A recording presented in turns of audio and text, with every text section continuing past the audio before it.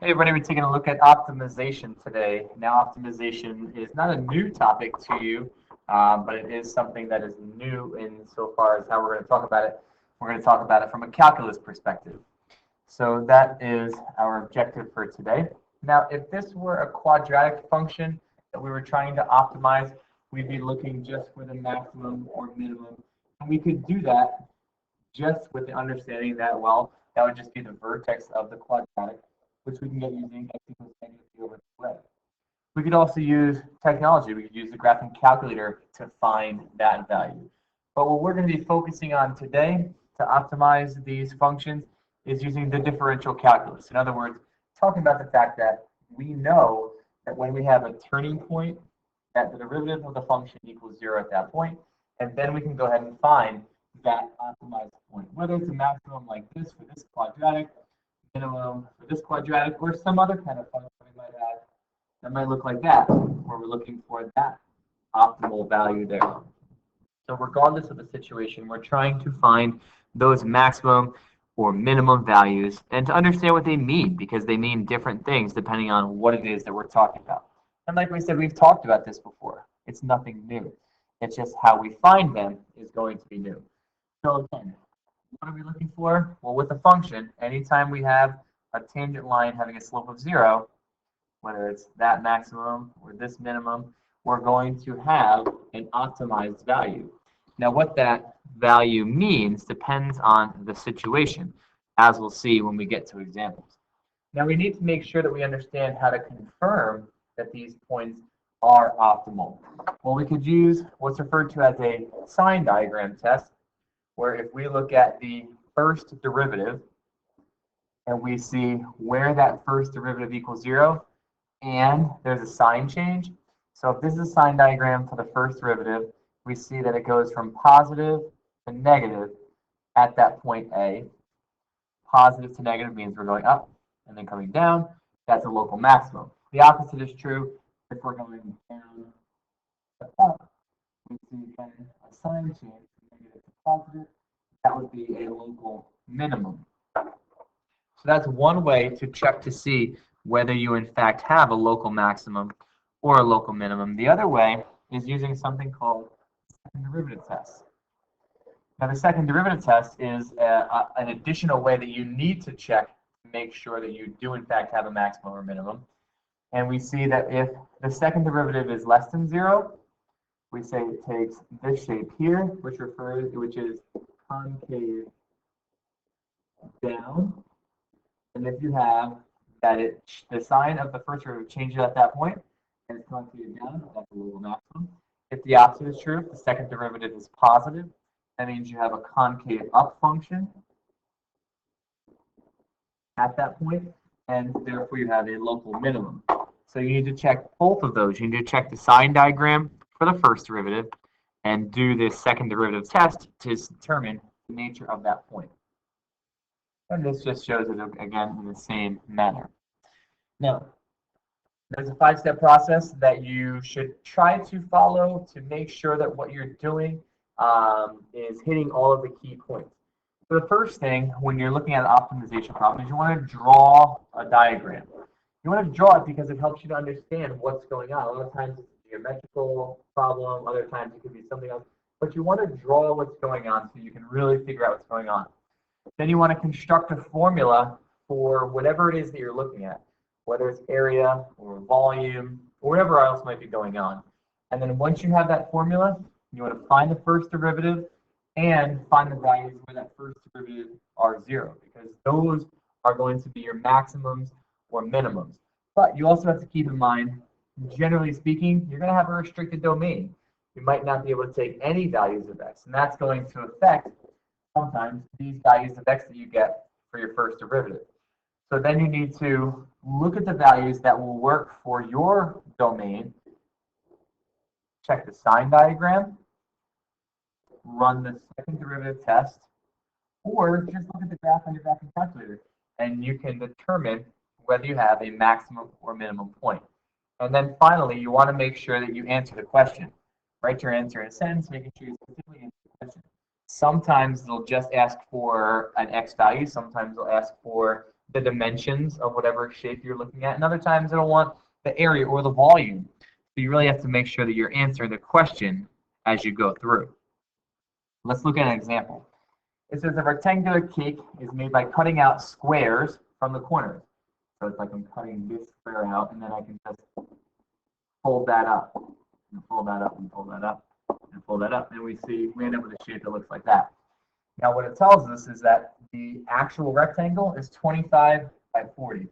But if I'm cutting out a square from each side, then that actually leaves this side to be 25 minus x, not x squared, minus 2x, excuse me. And if the other side is 40, that's going to be 40 minus 2x. And what we want to do is we want to find what size squares must be cut out to produce the cake with the maximum volume. Well, in this case, step one, we already have the diagram, so we can go ahead and really just talk about what it is we're referring to. The equation that we're going to need to write is the equation for the volume. Now, the volume of this cake dish, as they refer to it, this is going to be length times height times height. Well, I know the length is 40 minus 2x times the width, 25 minus 2x, and the height, well, that's just going to be whatever I fold up there, which is that x value. Now, if I go ahead and multiply all that out, I'll save you the time of doing that. I end up getting 1000x minus 130x squared plus 4x cubed. Now, sometimes we have restrictions on the domain. Well, clearly, 0 has to be less than x because we can't have this this x that we cut out to be negative.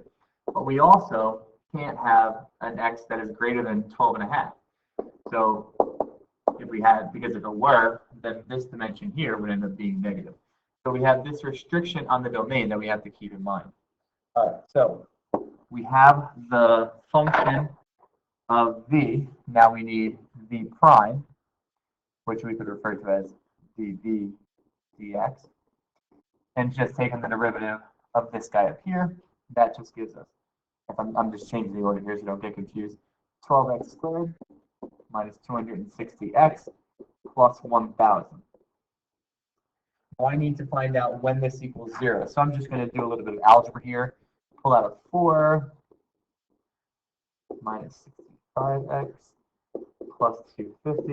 And then everybody's favorite, we're going to factor. And I have 3x minus 50 times x minus 5. Now, I want to know when this equals 0, and that's going to be 50 thirds and 5. The only problem with that is when we talked about our domain here, 50 thirds is outside of that range, so we're only going to be working with this x equals 5 value. Now, we're pretty confident at this point that that is going to be the answer, but I need to make sure to prove it. I need to make sure that that is going to be the value that gives us the maximum volume. So I'm going to make the sign diagram for this here. I'll go ahead and leave it at 0 because I can't have a negative value there, and just put my value of 5 there. And if I check x equals 1, I get a positive value. And if I check x equals 6, I get a negative value. So that's a good sign there because I go from a positive value to a negative value. So that looks like a maximum. But I should also do the second derivative test as well. And what that means is that I should first of all obviously find the second derivative. So the double prime is just going to be 24x minus 260. Now what I'm looking for is the second derivative at x equals 5. And when I plug that in there, the second derivative at 5, I end up getting negative 140. I don't care about the numbers. All I care about is the fact that it's negative.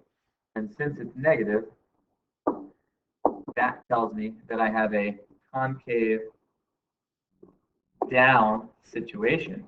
And since I'm going from positive to negative and I have a concave down situation, I can therefore say that I passed both my sign diagram test and my second derivative test. So therefore, going back to the answer here, what size square? The size 5 centimeters, is it centimeters? Yeah, centimeters, should be cut from each corner.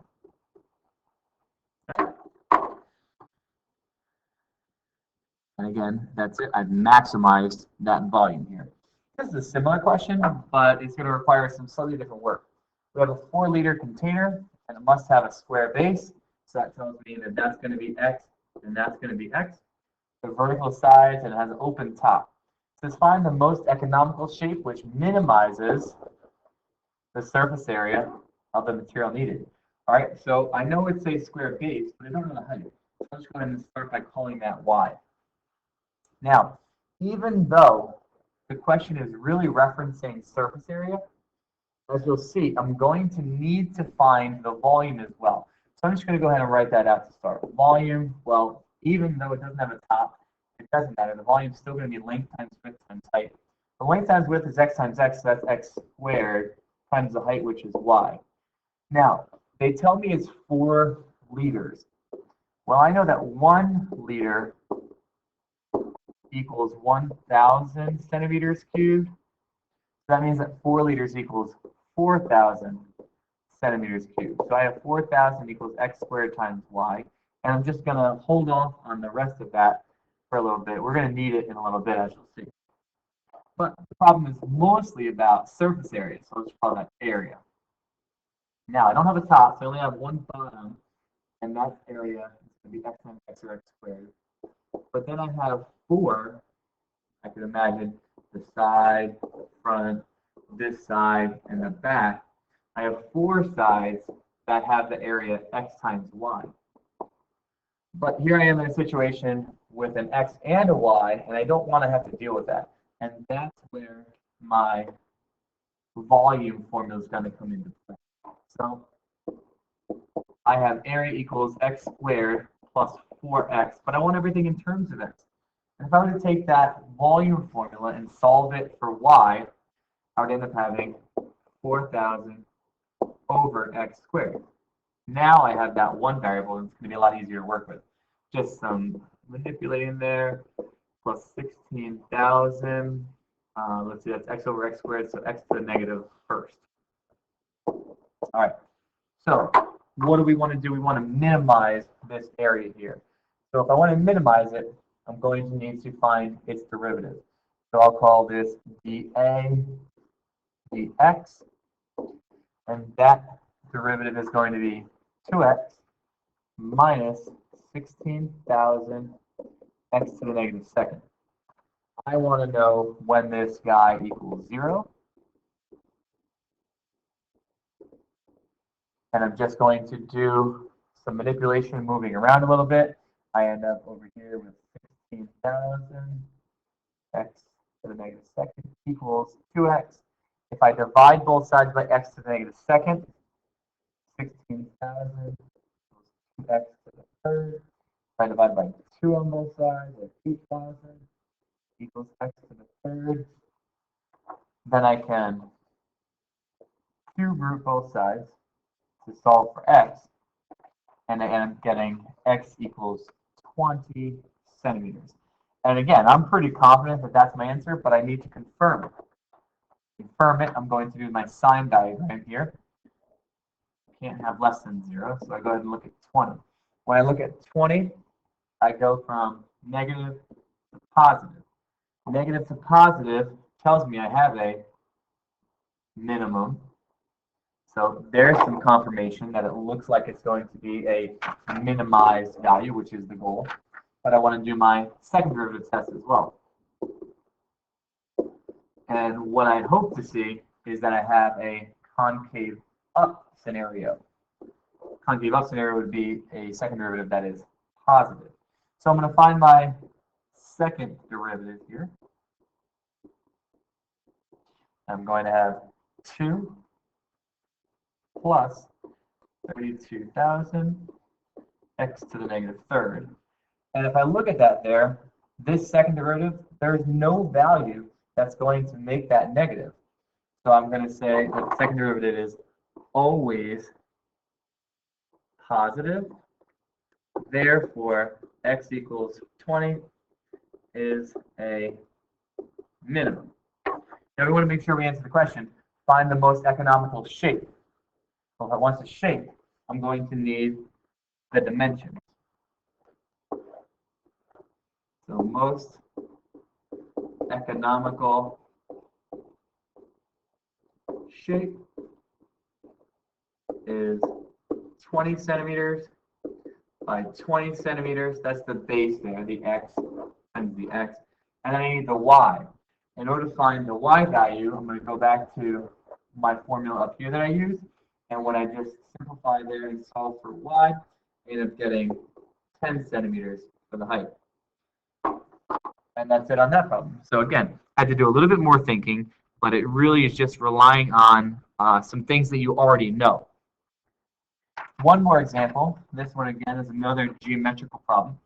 It says animal enclosure is a right triangle in which one side being a drain.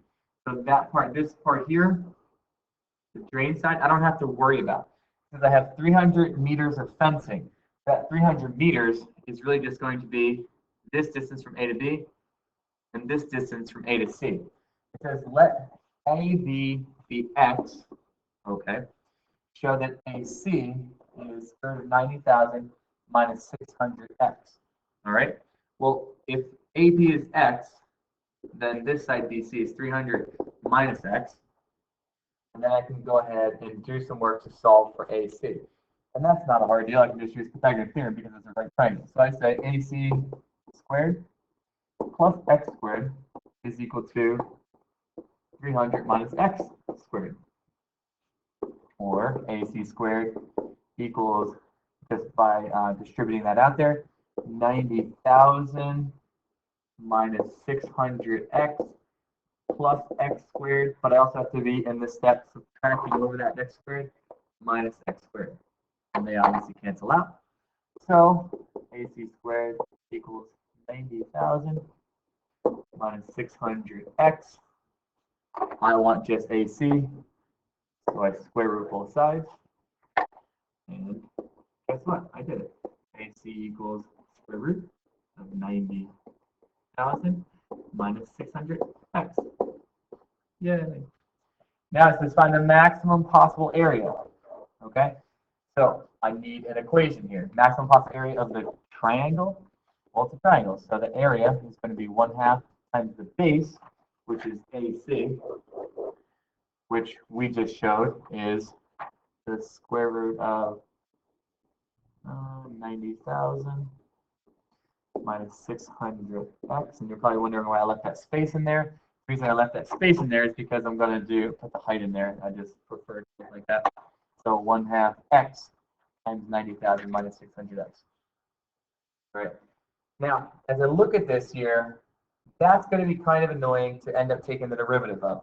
So a little trick, if I just squared both sides, I can get rid of that square root on the right side. And now I'll have x squared over 4, and that's really just 1/4 x squared, times 90,000 minus 600x. It just becomes easier to work with at this point, but I'm not changing anything about the equation. Just doing a little bit more cleanup work. 23,500 x squared, I'm just distributing there, minus 150 x to the third. And again, that's a squared. So now I'll take the derivative. In other words, d dx of a squared.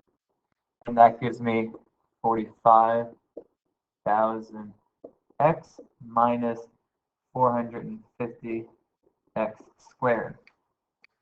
Some simplifying, because I'm going to end up trying to solve this here. I can pull out 450 x, and when I do that, I have 100 minus x there. Now, do I have any constraints that I have to worry about? Well, if I were to solve this, I would end up having x equals 0. Well, can I have an x equals 0? If I have x equals 0, then I'm not coming out at all from that drain. I'm not making a triangle at all. The other value is obviously going to be 100. So the value of 1 doesn't make sense. The value of 100 is most likely going to be my answer, but I just need to check it. So I go ahead and look at my sign diagram. All right. There's 0. There's 100. And if I just check a point on either side, I go from positive to negative. And I know I'm doing this quickly, but you actually need to check those points there. Positive to negative. Looks like I'm looking at a maximum, which is the goal here. So that's a good start. Also need to do the second derivative test. And if I'm looking for a maximum, I'm hoping for concave down. So I'm going to look at the second derivative. Let's see, that's going to be 45. Yeah, 45,000 minus 900 x. All right. Now I'm looking for when this is going to be, when x is 100 at this point. And when I do that, I end up getting a negative value. Negative x equals 100. Therefore, concave down. So I ran out of room there. Okay. Now, let's make sure we respond to the actual question at hand. The question says, find the maximum possible area. Well, the area is going to be 1/2 x, which x is 100, times the drain length there, which is going to be the square root of 90,000 minus 600. Oh, am I going to fit it? Times 100. Go ahead and solve, and it's about, I should say about there, to 3 significant figures, 8660 meters squared. That's my maximum area. All right. So a lot going on there, and I know you're pulling information from stuff that you haven't done in a long time, but the calculus is nothing new. All you're doing is working with these applications to try to find specific times where specific things happen. So that's optimization for you. Hopefully that helped. In class, we'll do some more practice with these, and that's really what it takes. It takes some practice to make sure that you're able to follow what's going on with these optimization problems. That's it. See you next time.